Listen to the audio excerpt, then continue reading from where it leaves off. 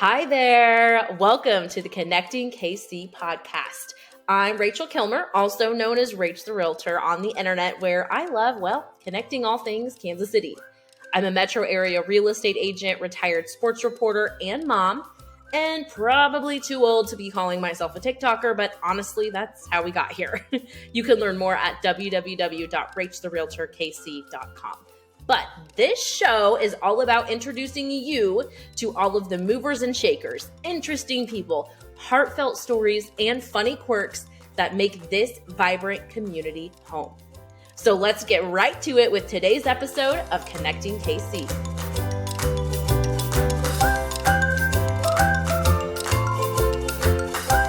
Okay, on today's episode, I am so excited to have Abby Eckel of TikTok fame joining me to talk all things marriage and motherhood. Abby is a small business owner, content creator, and mom to two little boys. She is an OG dot girl who somehow married a JoCo boy, but they lived happily ever after, as one does. She's been working in social media for the last 12 years from both the brand side and agency side, and she's an avid book reader and can relate almost any moment to a TikTok soundbite, which I can relate to. Welcome, Abby. Hi, thank you for having me. Yeah, thanks for coming. So I first came across Abby on TikTok, where she has nearly 500,000 followers at It's Me, Abby E.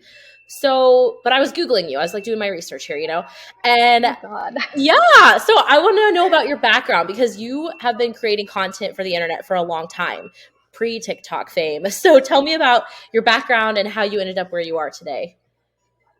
Oh gosh. So I started creating content probably in 2017. I worked at an ad agency and I did a lot of influencer work. And my friend and I, who worked on the team together doing influencer work, was like, we really need to get in on this. Except I'm not like a fashionista. If anything, I'm an avid thrifter. And in like the influencer world, it was very much like sharing all about fashion and the new things and linking out to buy things. And I was like, and I did that. That's kind of how I started. I feel like a lot of people do. I also started very much in like a motherhood niche. Like I used to be Life with Huddy and Harry, which are my boys. And I've just kind of evolved through that, where I really had like my entire identity tied up in motherhood. And as I kind of like came into my own essentially in content creation, I was like, it's time to let this go. And also, I started understanding a lot more and seeing a lot more about motherhood influencers and sharing their kids online, and then honestly understanding how terrifying that is. And I was like, no more. I'm going to focus on me and not include my kids and kind of create the content I wanted, and just kind of grown from there. Yeah, totally. I think that's what surprised me about it is because your content, your like personal brand now, I would never say, oh, Abby's like a mommy blogger. But then when I found just like, oh, like this website's named after her kids, like you started in that whole thing. So was there like a identity crisis in there where you like really had to have a like kind of transformation moment, or was it like slowly over time? It was more so slowly over time. I think about maybe a year and a half ago when I got, I think, kind of serious on TikTok and like really kind of niching down. I found that people really related to the marriage content that I shared, talking about equalizing domestic labor, but then also relating to the raw side of motherhood, which I didn't want to lose that part because I still think that that's an incredibly important topic to be talked about, to be shared, the realities of motherhood and not just the rose-colored glasses side. And I went through a lot in my postpartum years with both boys, and I just remember thinking like I felt so alone. I felt like nobody else was going through what I was going through because everybody online was like, "Oh, look at these beautiful pictures of me and my family," and I was like, "Where does this happen? Like, this is not my life." And I was just like, "No, I'm like a lot of people tell me I'm scaring moms or I'm scaring new moms, and I'm like, honestly, you should be. Like, this is the biggest change in your life that will probably happen. And so I didn't want to lose that piece. But I also didn't want to be like your quintessential mommy blogger anymore. Yeah, makes sense. As you're going through this transformation, like kind of public facing, did it kind of change the way you handled your life? Did it change friendships to change, because I know I have so many friends that are very much in, like, our kids are the same age, but like very much in the mom era. And I'm like, I am a mom, but like, I don't know, it's just part of my life. You know what I mean? Like, did that change things for you Yeah. personally too? No, I don't think so. I mean, I still like the importance of friends who are also moms is is is huge, and you absolutely need that. But I think the friends in my life are not, we've all kind of grown outside of just being moms. Like, we have kids that are getting older, we're not in that newborn phase, and we're really starting to come to our own and almost like get that freedom back of, we're not just moms, we're business owners, we're entrepreneurs, we are heads of HR. We're so much more than that, and I think we're just now kind of getting back to having that ability and that part of our identity. So I'm really grateful that it hasn't really changed much. Yeah, so huge. So, without getting like too personal, I really started taking in your content at a time when I was going through a divorce. And I'm sure you hear that all the time, but it was so freaking validating to see that I am not crazy. I am not alone. These issues are happening in tons of marriages and the driving force between so many divorces. So, I just wondered, like, how rewarding is it? I know you deal with a lot of flack from it, but like, how rewarding are those moments when you do make that connection with someone that's like, I felt like I was not on an island and making this stuff up, and you're like saying, this is not normal, this is not acceptable, like you should be mad about it. It's it makes it worth it. Like, for every 100 messages I get from mostly men being completely negative, just the one or two from women thanking me and just saying, you made me feel seen, you made me feel heard, I feel validated, I feel like I'm not crazy, makes it all worth it. Like, I go through times where I tell my husband, like, I'm done with this. Like, I can't do it anymore. This was one of those weeks actually, and I was like, I got to take a step back. But then I get messages that are like, you you have saved me. Like, you have validated everything I've been feeling. I feel like I'm not crazy anymore. Like, my expectations aren't too high. I'm not asking for too much. And it's in those moments where I'm like, I can't, like, I don't want to I don't want to sound like egotistical, but like, the message I'm sharing is too valuable for too many women to stop now. Yeah. It's unique too. Like, there aren't a lot of platforms that are focused almost entirely on this dynamic that we're seeing in marriages. So, how did you land here? Like, because it sounds like you feel like you're pretty well seen in your marriage and feel like you're an equal within your marriage. So, how did you end up making this kind of content? I actually I started out just really focusing on like marriage topics in general, but then I was actually talking to my therapist one day, and I was like, we were having what I felt was like an unequal divide. And my therapist was like, I really think that you should check out this book called Fair Play. She's like, I think it could be really helpful. And I was like, okay, cool. I did. I read it.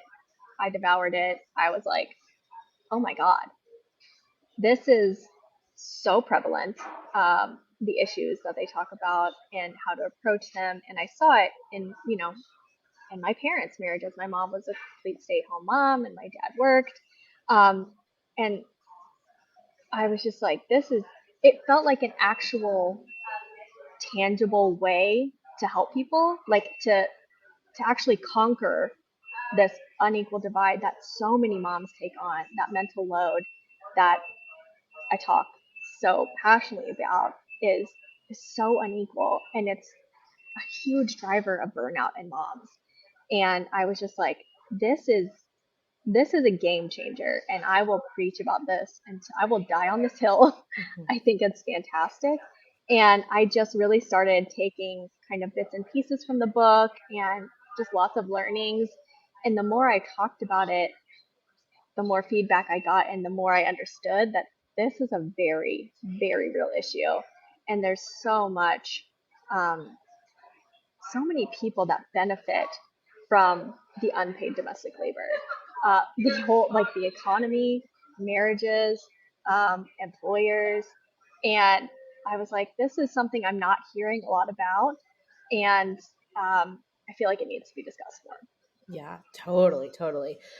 Do you have any formal education on this, or is this more like stuff you read books and you get feedback from people, and that's kind of how you end up with your content? Yeah. No, I I was thinking to myself the other day, like if I could like go, I feel like I finally like I found my passion point. Like I love social media, but I love like the topics that I discuss on the platform even more. And I feel like if I could go back and tell my younger self, like because I felt very much like when I was younger in college, I'm like, I don't know what to do. I'm Hmm. not super passionate about anything at this moment. I'm 20 years old. Like I Hmm. don't know what I'm going to do with my life. But if I could go back, I think focusing in this area would be what I would want to do. It's just become so important to me. So I really just I do a lot of reading, I do a lot of research, I talk to a lot of people. Um, I try not to just speak on my opinions, but really make them fact based and research based. Because I'm not an expert. I don't hold a degree in this. I do it because I think it's important and because I enjoy it. So yeah, I would love to. Like part of me is like, maybe I should go back to school for this, and then the other part of me is like, I can't do that. I don't have the time or the energy for that. Oh, totally get it. Totally get it. It must be incredibly frustrating, though, to create this kind of content because just like the thought of it, sometimes I watch it and I look in the comment section, I'm like, I feel like I'm beating my head against the wall just like looking at this. Like I was telling a friend, a male friend, that I was going to have you on the show, and he's like, "Oh, who is it?" And I was explaining what you do in your work, and I showed him one of your TikToks. And this is someone that's like very progressive and feminist and like all the things. And he was like, well, that seems a little bitchy. Like that seems like don't aren't there men in marriages where it's not equal for them too? And I was like, are you kidding me right now? And like this is someone that I expect to like get it right away, and he just doesn't. Like what is that like for you to try to like get this message through that seems to be going through like the thickest brick wall of all time? It's exhausting, to be honest. But I actually saw a TikTok the other day, and this girl was talking about like taking the high road or ignoring people or blocking people. And like, I get a lot of DMs from upset men, um, even from upset women sometimes, not usually, but, and I'm like, and my husband will be like, just ignore it. And I'm like, what change has ever come from ignoring something? Mm. Not a single thing. Like, I'm too stubborn and bullheaded to let somebody go calling me names without being like, okay, let's go back here. So I just, but when I do, it's even more validating when a man reaches out and is like, this was really eye opening. Thank you for sharing this. Like, it's changed my marriage. Like, we're working on fair play. Like, one of my favorite male creators, um, it used to be Zach Thinks Share, but maybe it's Zach Becoming Dad. Um, Huge advocate for fair play. Like after he saw me and Laura Danger at that darn chat talking about it, and he's implemented it, and he speaks now so openly about even to this day, like the struggles that he has of like identifying the moments where he's making the mental load harder for his wife, and he's like realizing it now that he didn't before. Um, so it's just, and it's not even. I've said this before, but the content I create isn't necessarily for men because you can't make anybody change if they don't want to. It's to show women that they're not asking for too much, that their feelings are valid, that they don't have to stay in this, and that there are options. Like if your partner is truly on board with wanting to equalize things and wanting it to be, more equally divided, that the fair play system is a great place to start. But also just it doesn't have to be like this. Mm. So but yeah, it does.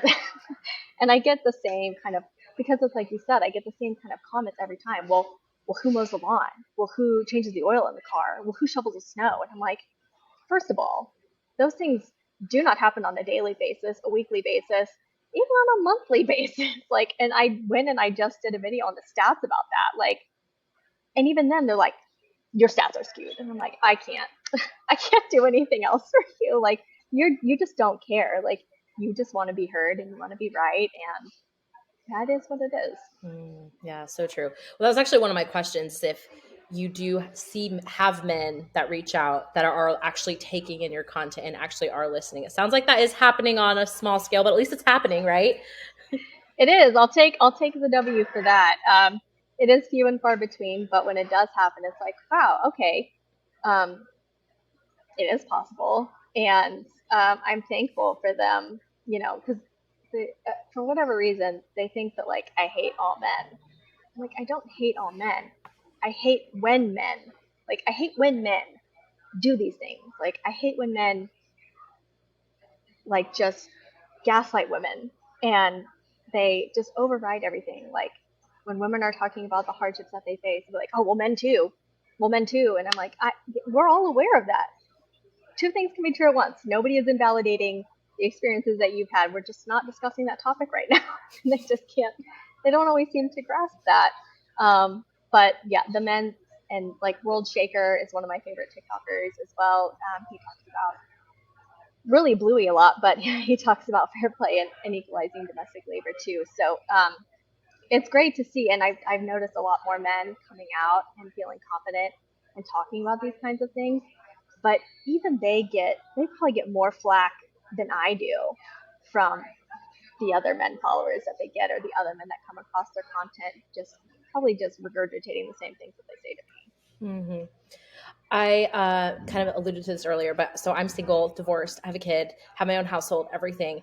And I wonder if you've come across this with other people. I truly feel like I perform less domestic labor now by myself running a household than in a marriage to a man. Is that something you've heard from other women that have ended up single and running households by themselves? Oh yeah, I mean even statistically, like I think it's I think it's husbands create an extra 7 hours of work a week, like for women. Um, and so and that's kind of how we've come to this like conception of the single married mom, because and you see these women that come out of these divorces and they're like, I'm already doing it all myself. What's the difference if I actually go and do it myself? I'll be happier. I won't have somebody, you know, who is unwilling to help me, and then when they do, using it as transactional for other things. And they're just ultimately happier and healthier. They actually, I think single mothers or unmarried, no, I think it's single moms specifically, um, actually have more leisure time than they did when they were married. Like they actually have more time for fulfilling things.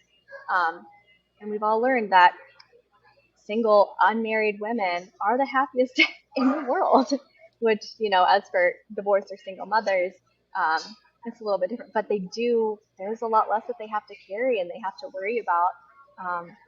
So statistically, it's true. Mm-hmm. And all of this is where, you kind of have to approach it from like the negative angle of like pointing out the bad to get to the good. Like, what are you seeing from commenters and followers, like you kind of alluded to, how have gone through these steps, sat down and had these hard conversations with their partners and have come out on the other side feeling more seen and equal and validated? Like, what is that like to watch? And does that make it all worth it to see people that feel so different in their marriages now? I think I'll be honest, I have not heard a lot of like those success stories. I have heard more either like of men directly coming to me and saying, thank you for this. Like it's opened up a lot of my eyes, like opened up a lot more information for me and understanding. Um, I honestly, I get more women that have like, I've approached the subject, and it's the same kind of brick wall that they hit every single time of like a lot of it's stay-at-home moms and their husbands are like, well, I work, I bring home the money, I should be able to come home and relax. So it's not, unfortunately, it's not a lot of the success stories. I know that they're out there. I'm not saying that they're not. I just have not heard from a lot of people like what that has looked like for them. But I know it's out there, and it does give me hope. Yeah. Do you think these issues can be improved upon in this generation, or do you think this is more of like it's our job to talk about it so that the next generation doesn't have it more than anything? Oh, that's a tough question. I've never thought about that. In all honesty, I think um, I believe it can. I think we're seeing, like, we know that fathers today in this generation are so much more involved than they ever were in previous generations. I think it's a baby step. It's a small step for everybody, but I think we'll probably see more of the evolution and the true turning point with the next generations as when we continue to talk about this, but as also we see, you know, Gen Zers raising their standards and not feeling like their ultimate goal is to get married and have babies. We're seeing so many more people talk more openly about being child free by choice, and just that, they've seen today's marriages and they have no interest in them. And that's completely valid. That's totally fair. But I do think if they were to get into that, they would have much higher standards and they would be way more open about what they're expecting and the equality of I love that. Gen Z is like, they're my idols. Like, I'm like, guys it. are Aren't they? incredible. Oh, Yes, yes. I love everything about them. Yeah. I'm like only a few years ahead of them, but it feels like a lifetime. So I'm like, I just pretend like I'm wearing my white eyeliner. I learned that from them, Yeah. like. I put a little bit here and like on the corners of my eyes, and I'm like, I started parting my hair in the middle. I'm like, I've got Yes. this. Like other moms, we're cool moms. So you work in social media for your day job too. So how do you avoid burnout? How do you do this all the time? Like what is that balance like for you? Oh, it's a hard balance. It's a hard balance. I was talking to someone today, like a mutual on TikTok, and we were both like, she was talking about having burnout, and I liked her video, and she was like, I feel like we're having the same thing here. And I was like, oh, girl, let me tell you. And she was like, I just need to step away. And I was like, I need to step away, but I literally can't. Like for trend spotting, for just general changes in all the platforms, which, happens on a weekly basis, is really, really difficult. So I really try to like have specific times where I do trend spotting, like on Monday mornings. I have like specific times where I try to create my own content. And then like in the evenings, I really try to be completely off my phone as much as possible when I'm like, making dinner and having time with our sons. But it's not easy. It's not easy at all. And I don't have any advice on how to do it because I don't feel like I do it very well. It's so hard. It's such a time suck. Even and then you like probably I mean most people consume it on a personal level too. So it's like so much. Um Yes. what do you see for the future of your platform? Like have you thought long term? You have 500,000 people that are listening to what you're talking about and how, that have bought into how important this stuff is. Have you thought about what you want to see this do in the coming months and years?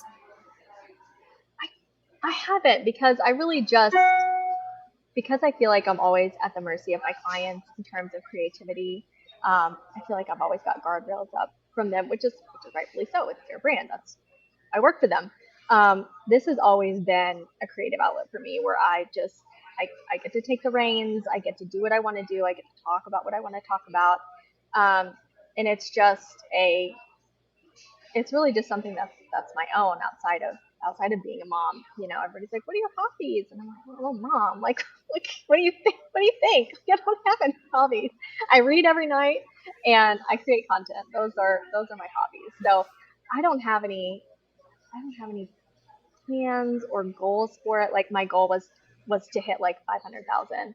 I'm so close, but the TikTok algorithm lately just absolutely hates everyone. So it's been a it's been a slow burn getting to my goal again.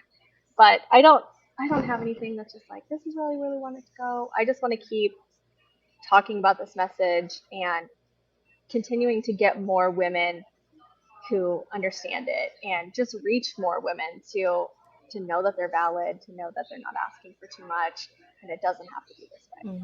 Oh, it's beautiful. So you are a Kansas Cityan. So this is a question I'm asking everyone that comes on the show. What's a great like Kansas City meal you've had recently where you just went to a restaurant, enjoyed your meal, and everyone's got to go try that one? Oh gosh. So my husband and I actually, for my birthday, he booked us a trip to do like a Kansas City food tour, which was awesome because we try to do date nights as much as possible, but we always find ourselves like going back to the same places. So this was kind of a like we just like kind of opened up our horizons to things. Um, but I would say like we went to Buffalo State Pizza, and I had never been there before, and it was awesome. Like they had this, it was like a sausage pizza, but they gave us honey packets with it, and they were like, trust us, drizzle the honey on it, you won't, you know, you're gonna love it. And I was like, I'm very much like a basic food person. I don't tend to stray outside very far. So I was like, nope, you know what? I'm gonna try this. And it was amazing. So I would definitely say Buffalo State Pizza for sure. Perfect. I love it. That's the first pizza rec we've had in a while. So that's a good one. Yeah. So, all right. Well, Abby, thank you so much for what you do on the internet. And thank you for your time for coming on Connecting KC. I appreciate it. Thank you so much for having me. All right, guys. Thanks for listening. We'll see you next time. Thanks so much for joining us today. If we haven't already, let's connect. You can find me on Instagram, Facebook, YouTube, Pinterest, LinkedIn, and TikTok at ReeceTheRealtorKC. We're back right here every Thursday morning with a new guest on Connecting KC. See you next time.